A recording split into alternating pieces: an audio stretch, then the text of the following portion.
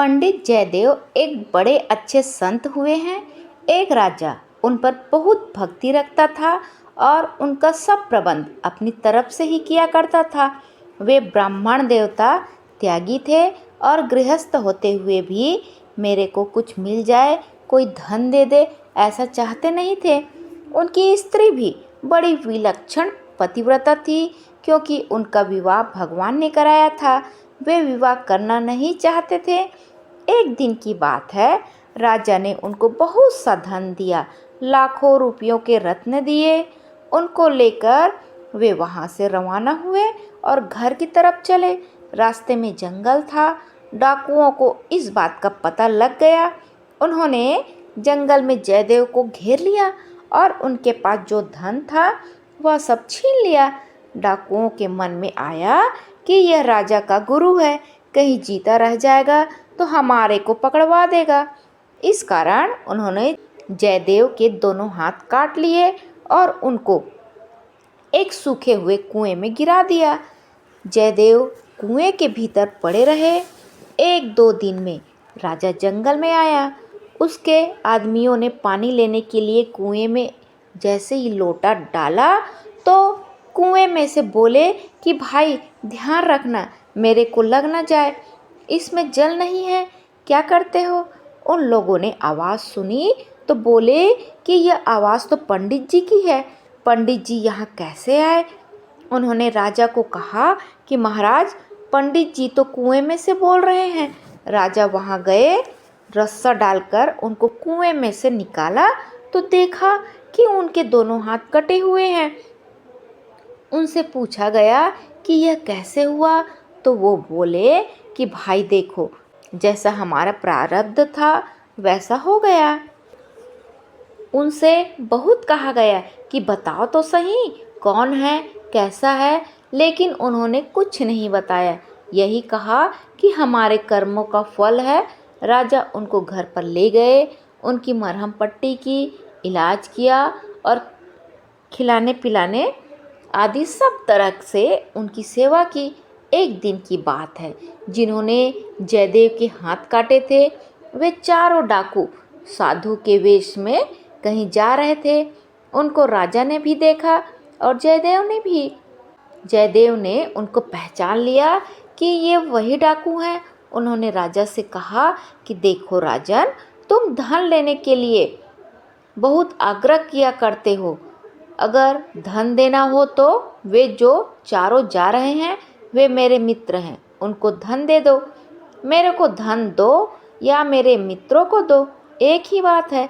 राजा को बहुत आश्चर्य हुआ कि पंडित जी ने कभी उम्र भर में किसी के प्रति आप दे दो ऐसा नहीं कहा, पर आज इन्होंने कह दिया है। राजा ने उन चारों को बुलवाया। वे आए और उन्होंने देखा कि हाथ कटे हुए पंडित जी वहाँ बैठे हैं, तो उनके प्राण सूखने लगे कि अब कोई आफत आएगी, अब ये हमें मरवा देंगे। राजा ने उनके साथ बड़े आदर का बर्ताव किया और उनको खजाने में ले गया। उनको सोना, चांदी, मुहरे आदि खूब दिए। लेने में तो उन्होंने खूब धन ले लिया, पर पास में बोझ ज़्यादा हो गया। अब क्या करे, कैसे ले जाए। तो राजा ने अपने आदमियों से कहा कि इनको पहुंचा दो। धन को सवारी में रखवाया और सिपाहियों के साथ भेज दिया। वे जा रहे थे। रास्ते में उन सिपाहियों में जो बड़ा अफसर था, उसके मन में आया कि पंडित जी किसी को कभी देने के लिए नहीं कहते और आज देने के लिए कह दिया, तो बात क्या है। उसने उनसे पूछा कि महाराज, आप बताओ कि आपने पंडित जी पर क्या उपकार किया है, पंडित जी के साथ आपका क्या संबंध है। आज हमने पंडित जी के स्वभाव से विरुद्ध बात देखी है। बहुत वर्षों से देखता हूँ कि पंडित जी किसी को ऐसा नहीं कहते कि तुम इसको दे दो, पर आपके लिए ऐसा कहा, तो बात क्या है। वे चारों आपस में एक दूसरे को देखने लगे, फिर बोले कि ये एक दिन मौत के मुंह में जा रहे थे तो हमने इनको मौत से बचाया, इनके हाथ ही कटे, नहीं तो गला कट जाता। उस दिन का ये बदला चुका रहे हैं। उनकी इतनी बात पृथ्वी सह नहीं सकी, पृथ्वी फट गई और वे चारों पृथ्वी में समा गए। सिपाही लोगों को बड़ी मुश्किल हो गई कि अब धन कहाँ ले जाए। वे तो पृथ्वी में समा गए। अब वे वहाँ से लौट पड़े और आकर सब बात बताई। उनकी बात सुनकर पंडित जी जोर जोर से रोने लग गए। रोते रोते आंसू पोंछने लगे तो उनके हाथ साबुत हो गए। यह देखकर राजा को बड़ा आश्चर्य हुआ कि यह क्या तमाशा है, हाथ कैसे आ गए।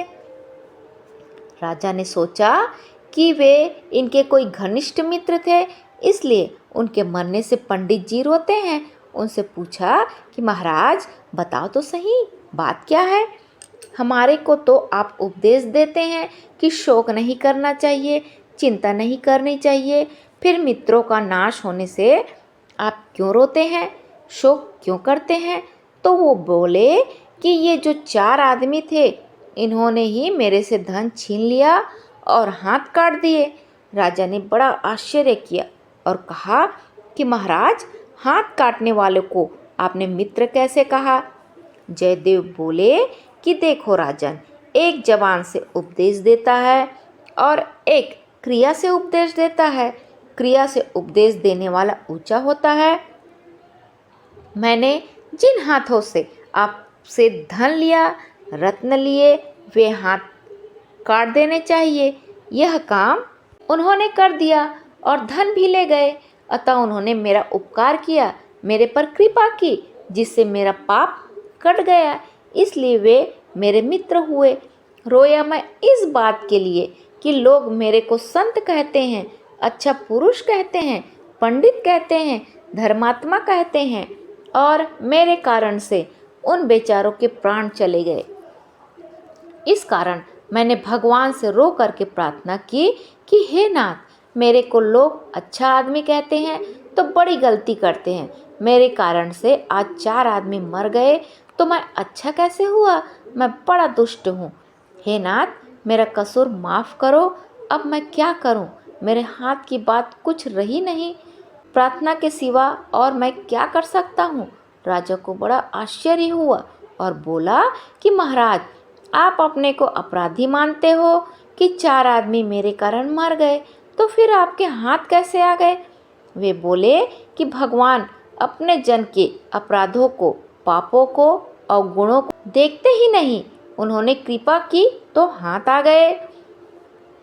राजा ने कहा कि महाराज, उन्होंने आपको इतना दुख दिया तो आपने उसको धन क्यों दिलवाया। वे बोले कि देखो राजन, उनको धन का लोभ था और लोभ होने से वे और किसी के हाथ काटेंगे। ऐसा विचार किया कि आप धन देना ही चाहते हैं तो उनको इतना धन दे दिया जाए कि जिससे बेचारों को कभी किसी निर्दोष की हत्या न करनी पड़े। मैं तो सदोष था, इसलिए मुझे दुख दे दिया, लेकिन वे किसी निर्दोष को दुख न दे दे, इसलिए मैंने उनको भरपेट धन दिलवा दिया। राजा को बड़ा आश्चर्य हुआ। उसने कहा कि आपने मेरे को पहले क्यों नहीं बताया। वे बोले कि महाराज, अगर पहले बताता तो आप उनको दंड देते। मैं उनको दंड नहीं दिलाना चाहता था, मैं तो उनकी सहायता करना चाहता था, क्योंकि उन्होंने मेरे पापों का नाश किया, मेरे को क्रियात्मक उपदेश दिया। मैंने तो अपने पापों का फल भोगा, इसलिए मेरे हाथ कट गए।